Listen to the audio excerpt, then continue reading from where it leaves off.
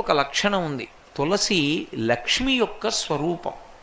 తులసి ఈ భూమి మీద పుట్టినటువంటిది మొట్టమొదట ఎక్కడి నుంచి పుట్టింది అంటే బీజము నుంచి వచ్చింది కాదు. తులసి చెట్టు గింజల్లోంచి రాలేదు. తులసి చెట్టు వృంద అనబడేటటువంటి మహాపతివ్రత యొక్క శరీరము దగ్ధమైనప్పుడు ఏర్పడినటువంటి బూదిలోంచి విత్తనాలు చేశారు బ్రహ్మగారి యొక్క అనుగ్రహం చేత. ఆ విత్తనములను చల్లితే అందులోంచి తులసి పుట్టింది. అందుకే అసలు తులసి కారణజన్మురాలు, లక్ష్మియే తులసిగా వచ్చింది. తులసికి ఒక్కదానికే ఒక లక్షణం ఉంది లోకంలో.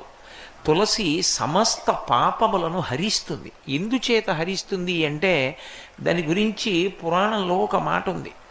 యన్మూలే సర్వతీర్థాని యన్మధ్యే సర్వదేవతై యదశ్రీ సర్వవేదేషు తులసీత్వం నమామ్యహం.